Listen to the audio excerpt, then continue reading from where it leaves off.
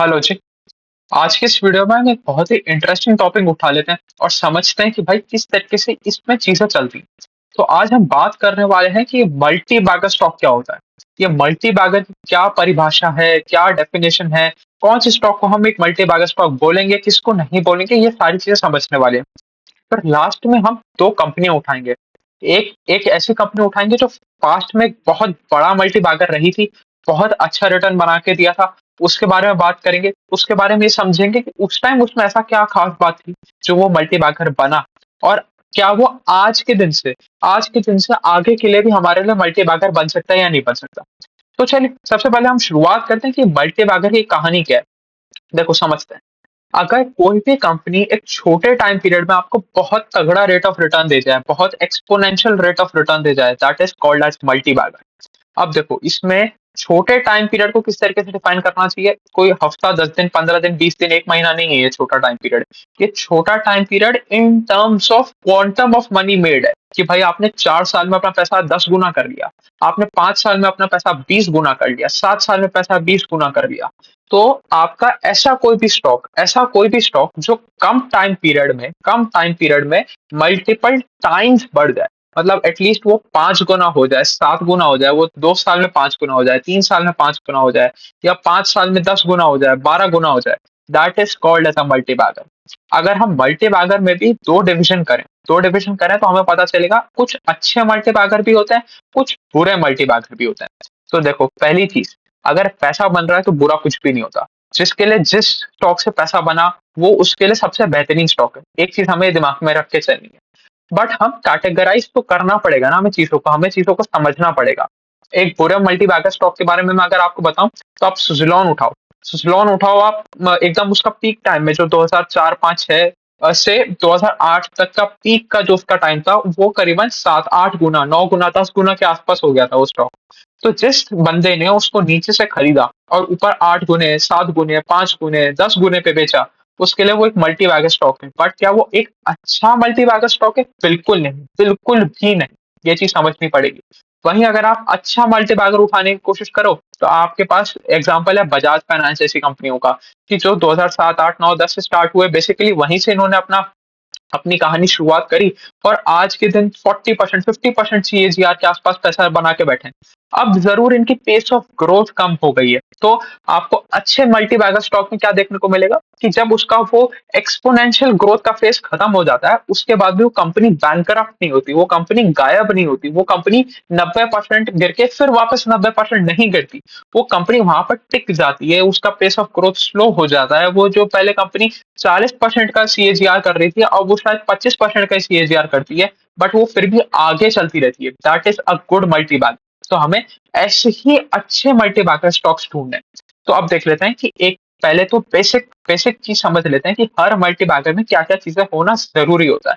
तो कुछ चीजें मैंने नोट कर रखी हैं, उनके बारे में हम एक एक करके चर्चा कर लेते हैं। सबसे पहली चीज है पी एक्सपेंशन होना बहुत जरूरी है। पी का मतलब क्या है? प्राइस टू अर्निंग्स एक्सपैंड होना बहुत जरूरी है। एक एग्जांपल लेके चलते हैं। अभी आप ट्रेंड का पी रेशो देखोगे तो आज के दिन करीबन वो 200 के आसपास का पी रेशो है। आज से आप उसका 2 साल पहले का पी रेशो देखोगे तो 150 के आसपास का पी रेशो था। तो अभी हम बात कर ही नहीं रहे कि पी ज्यादा है, कम है, अंडर वैल्यूड है, ओवर वैल्यूड है, उसके बारे में हम चर्चा नहीं करने वाले। वो हम चर्चा कर ही नहीं रहे। कोई भी एनी एक्सवाइजेड पी लेवल पे है, अगर वो कंपनी उससे ऊपर गया इसका मतलब उसके पी में एक्सपेंशन आया, उसका वैल्यूएशन बढ़ा। वो नीचे गया तो उसका वैल्यूएशन कॉन्ट्रैक्शन हुआ। ये चीज हमें बेसिक समझनी चाहिए। तो अगर ट्रेंड का पी 150 से 200 गया तो उसका पी एक्सपैंड हुआ, उसमें एक्सपेंशन हुआ, वैल्यूएशन में एक्सपेंशन हुआ, दैट इज पी एक्सपेंशन। एक चीज, तो हमें क्या चीज ध्यान रखनी है कि आप थोड़ा सा सस्ता खरीदोगे तो पी एक्सपेंशन ज्यादा आराम से देखने को मिल जाएगा। और एक और चीज समझना है, हर सस्ता कंपनी अच्छा नहीं होता। कोल इंडिया का पी रेशो 8 का है, तो क्या कोल इंडिया अच्छा कंपनी है? बिल्कुल भी नहीं, बिल्कुल भी नहीं। In terms of multi bagger return की मैं बात कर रहा हूँ, तो कोल इंडिया आपको कभी भी मल्टी बैगर रिटर्न नहीं देगा। अच्छा चलो, एक एक इसमें कंफ्यूजन और होता है कि भाई मेरे को तो आईआरएफसी ने पिछले या आरबीएनएल ने पिछले 2 साल में मेरे को तो 3 गुना, 4 गुना रिटर्न करके दे दिया। अरे तो वो वही खराब मल्टी बैगर की कैटेगरी में जा रहा है। क्या आरवीएनएल में ऐसा कुछ हो गया कि उसका वैल्यूएशन 4 गुना हो जाना चाहिए था? क्या उसका सेल्स चार चार गुना हो गया? मतलब उसका क्या टॉप लाइन 4 गुना हो गया? नहीं हुआ। उसका क्या बॉटम लाइन 4 गुना हुआ? वो भी नहीं हुआ। तो फिर इसका मतलब सिर्फ और सिर्फ वैल्यूएशन एक्सपेंशन आ रहा है। वहां पर सिर्फ पी रेशो एक्सपांड हो रहा है। अब हम आगे चल के जैसे जैसे जो जो पैरामीटर्स देखेंगे वहां पर कुछ भी नहीं हो रहा, वहां पर सिर्फ एक चीज हुई है, दैट इज पी एक्सपेंशन। ये है बुरे तरीके का मल्टीबैगर। हाँ, मल्टीबैगर कर रहे हैं आप इसको डिनाई नहीं कर सकते, मल्टीबैगर जरूर है, बट अच्छा किसी भी सेंस में नहीं है। एक चीज समझ में आई। अब देखो, अब हम बात कर रहे थे अब हम बात कर रहे थे पी रेशो के बारे में। तो अगर आप सस्ता खरीदोगे, सस्ता इन टर्म्स ऑफ ऐसी एक कंपनी जिसके आगे के जो हम आगे पैरामीटर्स के बारे में बात करने वाले हैं, वो सारे चेकबॉक्स टिक हो रहे हैं और उसके बाद भी उसका पी रेशो कम है। अगर आप ऐसा कोई कंपनी ले लेते हो तो वो आपके लिए मल्टी बैगर कंपनी बन सकता है कि भाई उसका अच्छा सेल्स ग्रोथ आ रहा है, वो अच्छा मार्केट शेयर गेन कर रहा है, वो सेक्टर से ज्यादा स्पीड पे बढ़ रहा है, वो उसके जो सेक्टर है जिसमें वो ऑपरेट कर रहा है उसमें हेडविंड्स नहीं है, टेलविंड्स हैं। तो आपका स्टॉक एक मल्टी बैगर स्टॉक की कैटेगरी में जा सकता है, वो आपके लिए मल्टी बैगर रिटर्न्स बना सकता है। ये चीज हमें समझना पड़ेगा।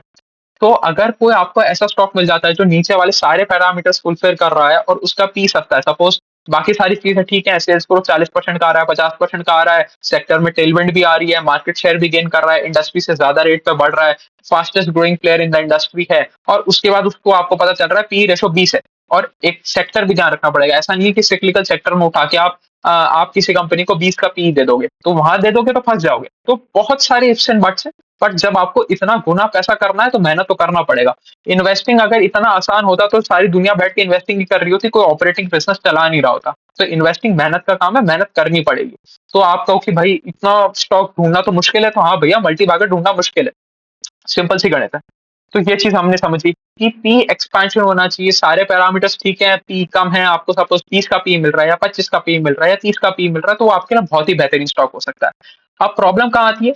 अब देखो, होने को तो ट्रेंड का भी पी एक्सपैंड हुआ, तो आपको थोड़ा सा फ्यूचर में देखना पड़ेगा, क्या इस पॉइंट से ट्रेंड का भी एक्सपैंड हो सकता था? अगर आप ऐसे बंदे को ढूंढोगे जो सिर्फ स्क्रीनर खोलता है और स्क्रीनर खोल के सिर्फ देखता है कि पी रेशो कितना है, तो वो तो बोलेगा यार बहुत ही महंगा स्टॉक। बट अगर आपके पास वो विजन है, वो आपको चीज समझ में आ रही है, आप कंपनी का बिजनेस मॉडल समझ सकते हो, आप कंपनी के मैनेजमेंट की गाइडेंस सुन रहे हो, वो अपने जूडियो को स्टोर्स को 50-60% सीएजीआर के पेस पे बढ़ा रहे हैं, तो अगर वो अपने स्टोर एक्सपेंशन 50-60% सीएजीआर कर रहे हैं, इसका मतलब उसका पी और भी एक्सपांड हो सकता था। तो वो 150 का पी 200 का हुआ तो भी पी एक्सपेंशन हुआ, ये चीज हमें समझने वाली बात है। तो पी एक्सपेंशन किसी भी पॉइंट से किसी भी पॉइंट तक हो सकता है। वो पी एक्सपेंशन 200 का पी 400 का भी हो सकता है, और वो 20 का पी 50 का भी हो सकता है, दोनों ही पी एक्सपेंशन। ये चीज हमने समझ ली। अब एक पी की गणित और समझ लेते हैं कि भाई ये ज्यादा पी में दिक्कत क्या आती है, उसके बारे में थोड़ी सी बात कर लेते हैं। हम एक कंपनी पकड़ते हैं जिसका सपोज पी रेशो है 100 का, और उसका ईपीएस आ रहा है 100 का। तो अगर अगर पी रेशो आपका 100 का है और आपका ईपीएस भी 100 है, तो आपका प्राइस इज 100 into 100, मतलब आपका 10,000 रुपए का प्राइस बनता। तो एक कंपनी है जिसका एक शेयर का प्राइस 10,000 रुपए है, उस कंपनी के पास एक ही शेयर है और उस कंपनी का ईपीएस 100 है।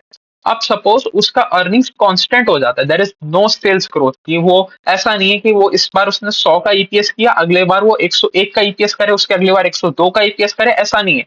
वो हर साल सिर्फ 100 का ईपीएस ही करते जा रहा है, तो आपको 100 साल लग जाएंगे अपना पैसा रिकवर करने में, एट कांस्टेंट अर्निंग। तो ये है पी रेशो की कहानी। तो अगर पी रेशो में आपके ग्रोथ का फ्लेवर मिसिंग होगा ना, तो आप फंस जाओगे।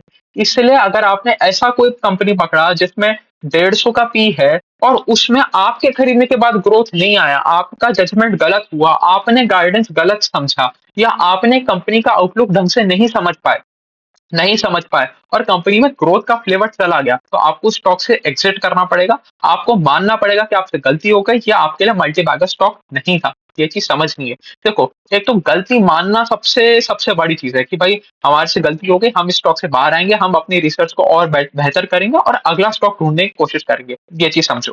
तो एक चीज हमने समझ ली, अगर आपके पास पी रेशो है और जितना भी पी रेशो है, सपोज 10 का पी रेशो है और अर्निंग्स कांस्टेंट है, तो आपको अपना पैसा रिकवर करने में 10 साल लग जाएंगे।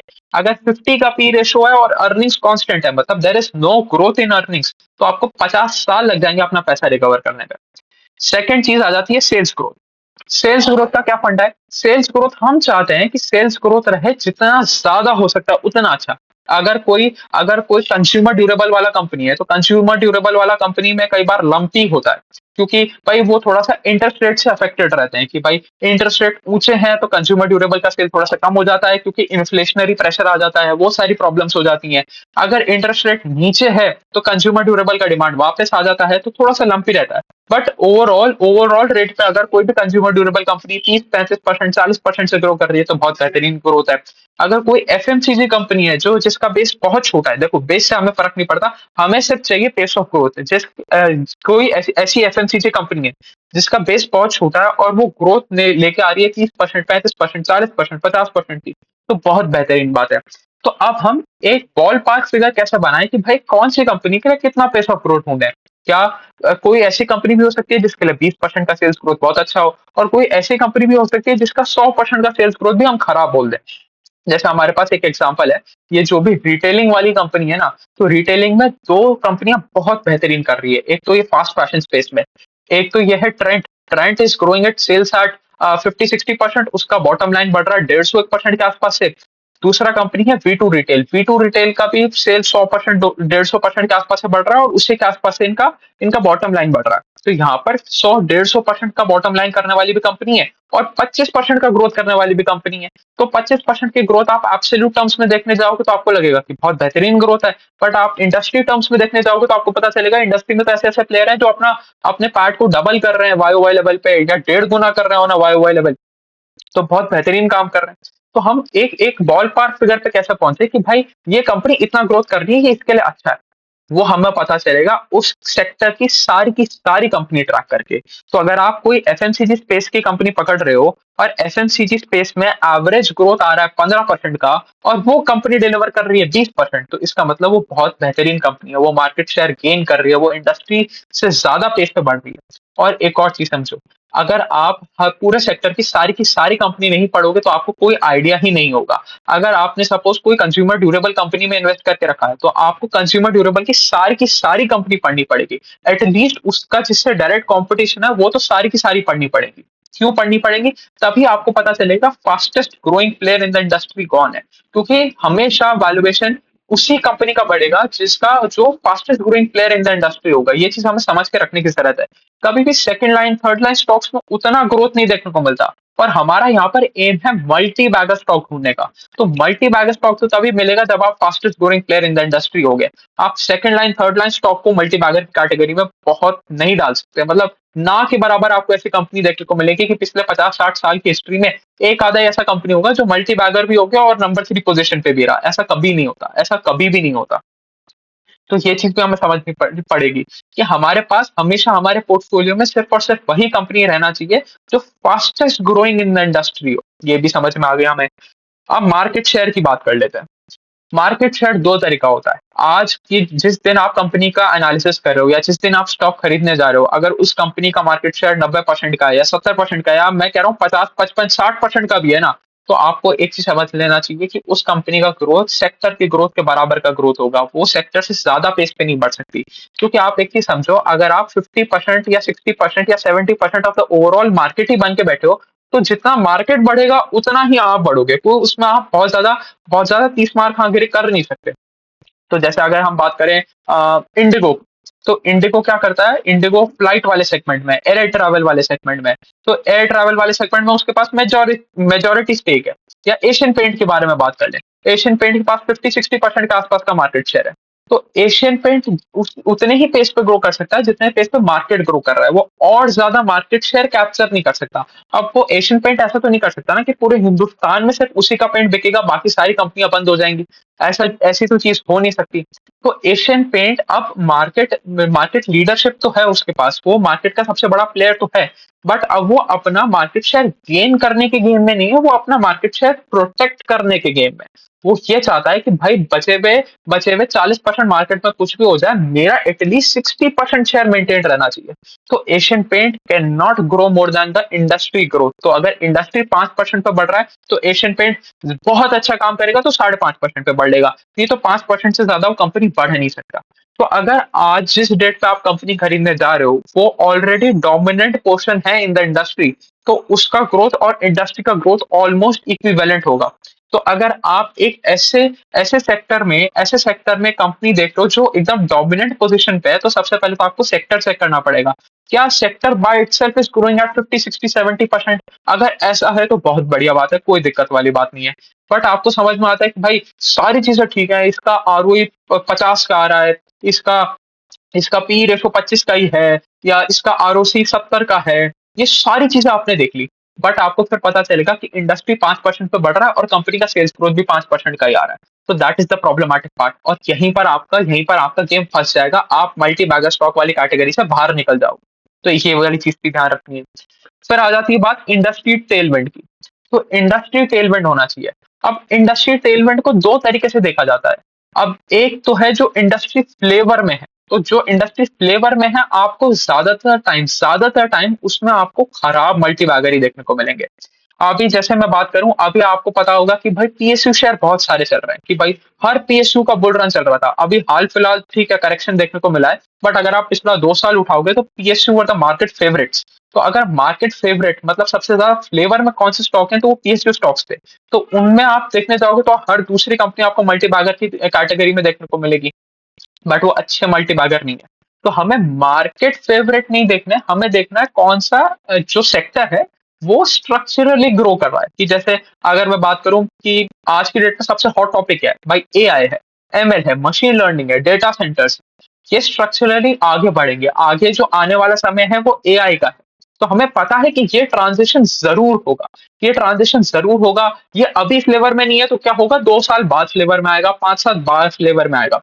ये चीज हमें पता है कि भाई ये ट्रांजेक्शन होना ही होना है। बट आपको क्या ये चीज पता है कि क्या एचसीएल का जो अगला ऑर्डर उसको मिलने वाला है वो एचसीएल को मिलेगा या नहीं मिलेगा? और सपोज मिल भी गया तो क्या वो ऑर्डर कैंसिल होगा या नहीं होगा, वो आपके हाथ में नहीं है ना।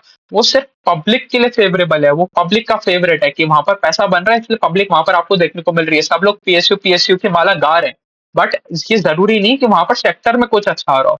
तो हमें सेक्टर टेलमेंट्स वैसी देखनी है जहां पर काम अच्छा हो रहा हो। जैसे अभी हम देख रहे थे, हमने हमने रिजल्ट एनालिसिस किया, तब हमें पता चला कि ज्वेलरी स्पेस की सारी कंपनियां बहुत बेहतरीन रिजल्ट निकाल के लेके आ रही हैं। हमने एक कंपनी पढ़ी थी स्काई गोल्ड अपना गाइडेंस रिवाइज कर रही है अपवर्ड्स, मतलब और बेहतरीन बेहतरीन गाइडेंस दे रही है और अच्छे प्रदर्शन की बात कर रही है। तो इसका मतलब ज्वेलरी सेगमेंट में बहुत अच्छे टेलविंड्स आ रहे हैं, सब कुछ बहुत अच्छा ही अच्छा हो रहा है। तो इस तरीके का सेक्टोरल टेलविंड हमें देखने को मिलना चाहिए।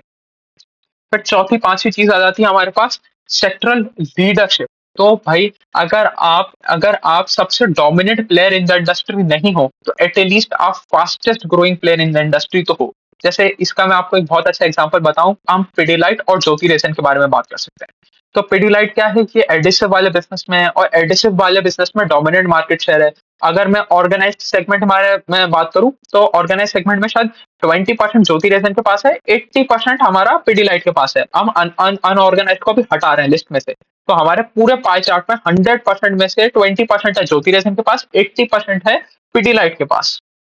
तो आप देखते हैं पिडिलाइट अपना सेल ग्रो ही नहीं कर पा रहा, उनका 3 4 5% के आसपास का ग्रोथ आता है। और ज्योति रेजन ने इस क्वार्टर में भी 20 22 23% के आसपास का टॉप लाइन ग्रोथ लेके आए। तो वो बहुत बेहतरीन काम कर रहे हैं। तो वो dominant player in the market तो नहीं है, बट सबसे ज्यादा पेस पे वो जरूर बढ़ रहा है, वो इंडस्ट्री लीडर से ज्यादा पेस पे जरूर बढ़ रहे हैं। इसका मतलब वो इंडस्ट्री लीडर से मार्केट शेयर कैप्चर करने की कोशिश कर रहे हैं। तो ये अच्छा साइन, ये चीज हो गई। तो चलिए, ये 4 5 पॉइंट्स थे।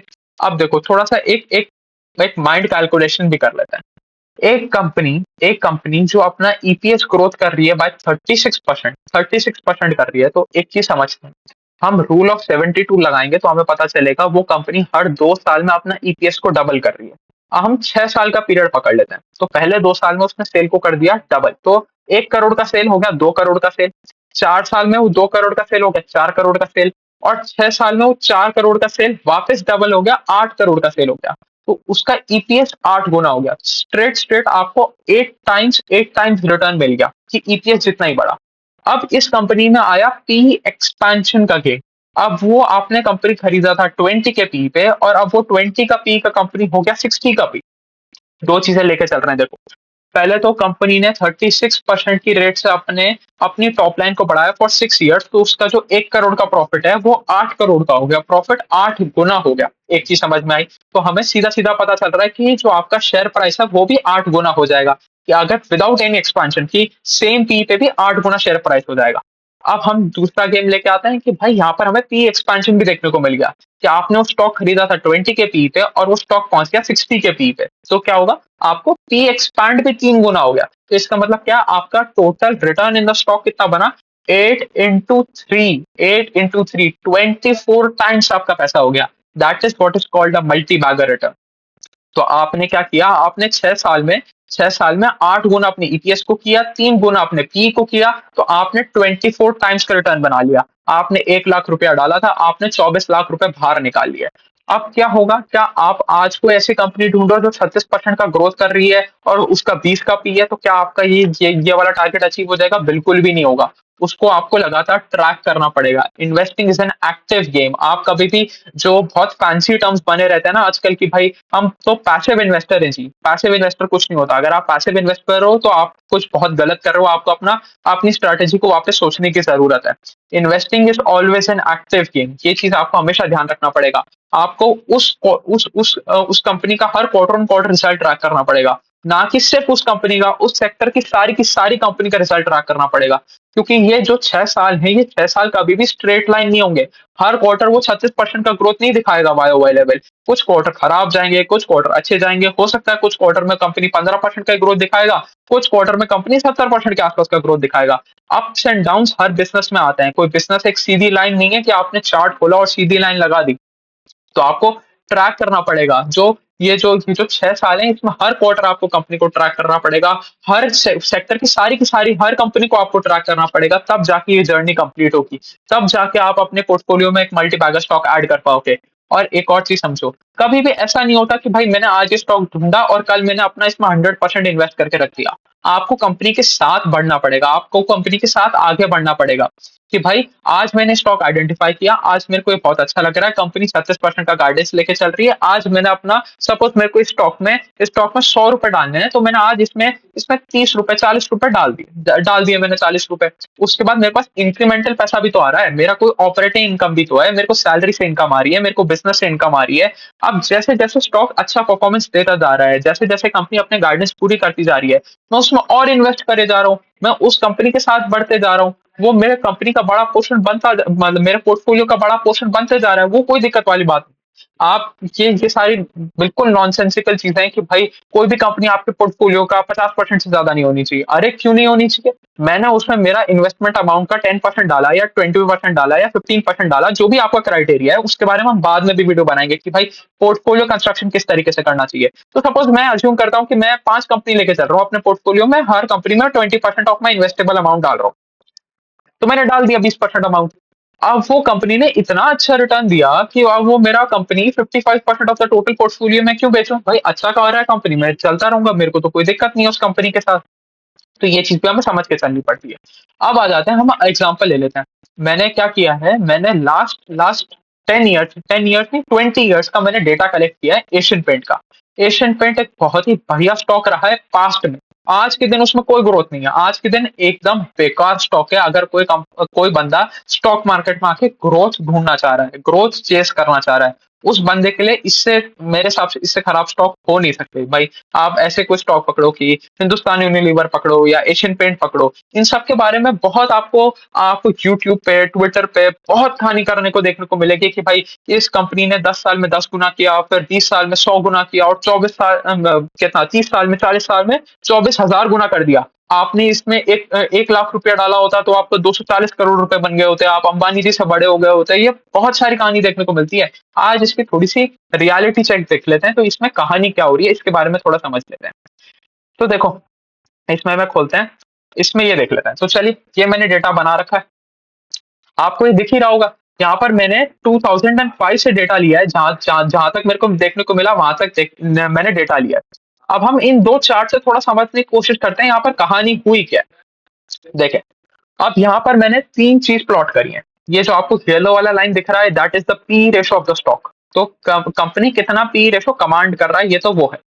उसके अलावा अगर आप देखोगे ये जो ब्लू वाला लाइन है that indicates yearly revenue growth कितना आ रहा है कि भाई इस साल 10% का ग्रोथ किया तो यहाँ पर आपको 10% का नंबर देखने को मिलेगा, फिर आपने 15% का ग्रोथ किया तो 15% का नंबर देखने को मिलेगा। और ये जो रेड वाला लाइन है that is yearly price growth कि आपको हर साल स्टॉक ने रिटर्न कितना दिया, कि भाई इस साल स्टॉक ने 15% का रिटर्न दिया था, इस साल 20% का रिटर्न दिया था, या इस साल 30% का रिटर्न दिया था, या इस साल नेगेटिव रिटर्न दिया था। ये चीज इस चार्ट में हमें देखने को मिल रही है। तो एक एक करके हम शुरुआत करते हैं। पहली चीज हमने सबसे पहली चीज क्या पढ़ी थी कि पी रेशो एक्सपैंड करना चाहिए, एक्सपेंशन इन पी होना चाहिए, तभी आपके लिए मल्टी बैगर स्टॉक बनेगा। तो एक काम करते हैं, अगर हम 2009 का डेटा देखें तो 1 अप्रैल 2009 को इनका पी रेशो था 19 का, और अगर आप 22 में देखोगे तो इसका रेशो था ऑलमोस्ट ऑलमोस्ट 100 का। यहाँ पर 5 गुना हो गया पी, तो he has gone 5 times, 5 times।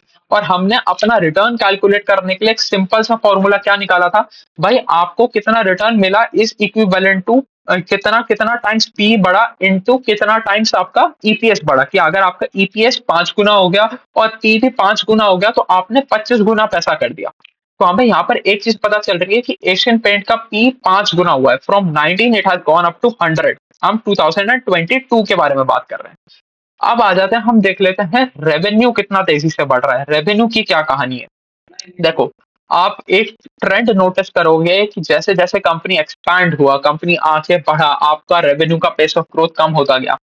2006 में कंपनी का रेवेन्यू ग्रोथ हुआ एट 17 ऑड परसेंट, फिर यहाँ से वो 16% की तरफ आया, फिर 11% की तरफ आया, 10% की तरफ आया, 11% की तरफ आया, ये यहीं पर घूम रहा था। आप देख लो यहाँ पर भी ये 13% था। अगर आप इससे पुराना डेटा उठा के देखोगे, जो मेरे को एग्जैक्टली एक एक्सेल की फॉर्मेट में देखने को नहीं मिला या मेरे को कहीं से भी नहीं मिला, आप देखोगे तो ये कंपनी 25-30%, 40% पे ग्रो किया करता था। उस 40% कंपनी का ग्रोथ आ गया है 17%, और उस 17% से गिर के यहाँ पर आ गया 7%। और अगर आप इस साल का ग्रोथ देखोगे, 2024 का ग्रोथ देखोगे, तो 2.5% का कंपनी का ग्रोथ है। तो यहाँ पर क्या चीज हुई, यहाँ पर दो चीजें हुई हैं। एक चीज तो हुई है कि कंपनी का एक्सपेंशन हुआ है, कि कंपनी ने अपना मार्केट शेयर बढ़ाया, कि पहले वो ओवरऑल मार्केट का 10% था, अब वो 60% हो गया, तो वो और मार्केट शेयर गेन नहीं कर सकता। और पहले ये वाला जो इंडस्ट्री था वो बढ़ रहा था 15% से, अब ये वाला इंडस्ट्री ही 7% से बढ़ रहा है। तो यहाँ पर दो गेम प्ले आउट हुए हैं, इसकी वजह से ये जो sluggishness in pace of growth है ये हमें देखने को मिला है। ये भी चीज हमें समझ में आ गई। तो देखो, हमें मोटा मोटी क्या पता चल रहा है इस वाले चार्ट से, कि पी रेशो हो गया 5% और कंपनी का पेस ऑफ ग्रोथ धीरे धीरे नीचे आने लगा, धीरे धीरे नीचे ही आने लग रहा है। एक बार वापस चार्ट पे आ जाते हैं, तो यहाँ पर पी रेशो एक्सपैंड हो गया 5 गुना, कंपनी का पेस ऑफ ग्रोथ, जिस रेट पे कंपनी ग्रो कर रहा था वो धीरे धीरे नीचे आ रहा है।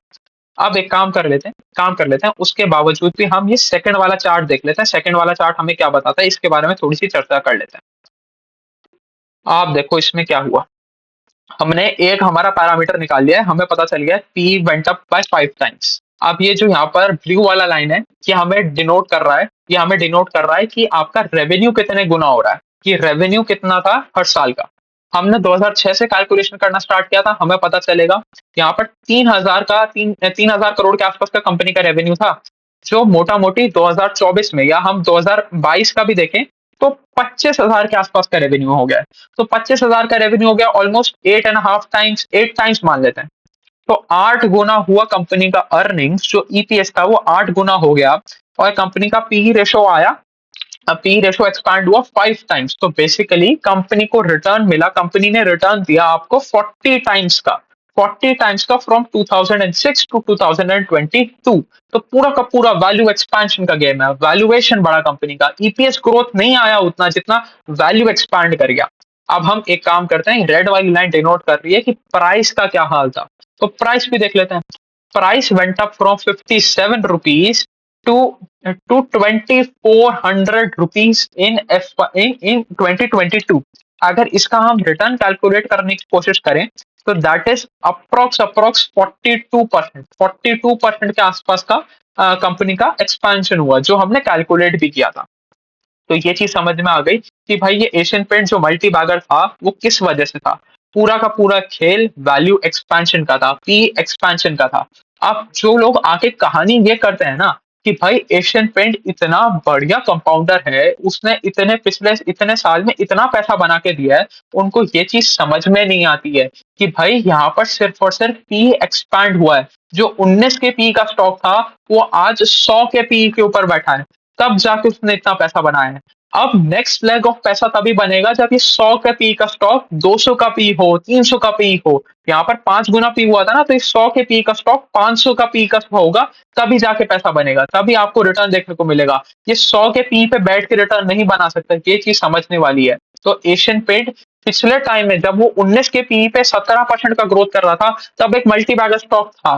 बट अगर आज की डेट में आप हिस्टोरिक परफॉर्मेंस देख के उसको 100 के पी पे खरीद लोगे, या अभी जो भी 50, 60, 70 के पी पे खरीद लोगे विद 2%, 3%, 4% सेल्स ग्रोथ, तो वो आपके लिए मल्टी बैगर रिटर्न नहीं बना के देगा। आप सिर्फ उस स्टॉक की सिर्फ तारीफें ही करते रह जाओगे, उसकी हिस्टोरिक परफॉर्मेंस ही दिखाते जाओगे कि इतने लोगों को इसने अमीर कर दिया, बट आपको अमीर नहीं करेगा। ये चीज समझना पड़ेगा। अब उसके उसके अगेंस्ट हम 2-3 और स्टॉक देख लेते हैं। एक अगर मैं आपको स्टॉक बताऊं, हमने एक स्टॉक किया था ऑटोमोबाइल इंडस्ट्री में। ऑटोमोबाइल इंडस्ट्री में वो हेडलाइट और लाइट्स बनाने वाला कंपनी था। मेरे को उसका एग्जैक्टली नाम याद नहीं आ रहा। वो कंपनी बहुत महंगा नहीं था। वो को देखो, पहले भी कोई रिकमेंडेशन नहीं है। वो कंपनी ग्रो कर रहा है अपनी सेल्स को बाय 25, 26%, 27% सीएजीआर से। उसका अगर मैं पी रेशो आज के दिन देखने जाऊं तो 25-26 के आसपास का पी है। और उस बहुत बेहतरीन गाइडेंस है कंपनी का। कंपनी कह रही है हम नेक्स्ट 4 to 5 इयर्स अपना ये जो 26-27% का सीएजीआर है इसको मेंटेन करके चल सकते हैं। कंपनी गाइडेंस देता है 25% का, उससे ज्यादा पेस पे डिलीवर करता है। तो अगर कंपनी 24% के आसपास पे अपना ग्रोथ इंजन चलाता रहा, तो इसका सिंपल सा मतलब है कि कंपनी 10 साल में 10 गुना करेगा अपने ईपीएस को। तो if EPS goes 10x and आपका सिर्फ और सिर्फ पी एक्सपेंशन की अगर मैं बात करूं, आपका पी एक्सपेंशन होता है 4 गुने का। तो 25 का पी का स्टॉक 100 का पी का हो जाता है। तो 10 इंटू 4 इज 40 टाइम्स। 10 साल में आप भी 40 गुना कर दोगे। बट प्रोवाइडेड ये सारी चीजें होती हैं, और ये सारी चीजें होने के लिए आपको क्या करना पड़ेगा? आपको पूरा का पूरा ऑटोमोबाइल इंडस्ट्री का सेक्टर ट्रैक करना पड़ेगा। उस सेक्टर के अंदर सारी की सारी कंपनी पढ़नी पड़ेगी। आपको उस वाली कंपनी का रिजल्ट पढ़ना पड़ेगा। उसके मैनेजमेंट की लगातार गाइडेंस सुननी पड़ेगी। इस बीच में बहुत सारे खराब क्वार्टर भी आएंगे। आपको समझना पड़ेगा क्या ये एक कंपनी के परफॉर्मेंस में एक टेम्पररी डेंट है या परमानेंट डेंट है। उसके अलावा बहुत सारा नया कंपटीशन भी आएगा। आप उसको भी ट्रैक करना पड़ेगा। इंडस्ट्री में बहुत सारे चेंजेस होंगे। भाई देखो, बिजनेस इज ऑलवेज डायनामिक। कोई भी कुछ भी स्टैटिक नहीं है। आपको लगातार ट्रैक नहीं करोगे तो आप पीछे रह जाओगे। That is nothing called as passive investing. ये चीज हमें समझना पड़ेगा। तो चलिए, आज का वीडियो यहीं तक रखते हैं। बहुत लंबा वीडियो बन गया, बट बहुत इंपॉर्टेंट कॉन्सेप्ट हमने समझ लिया। अब एक इतना ही रखते हैं। Thank you.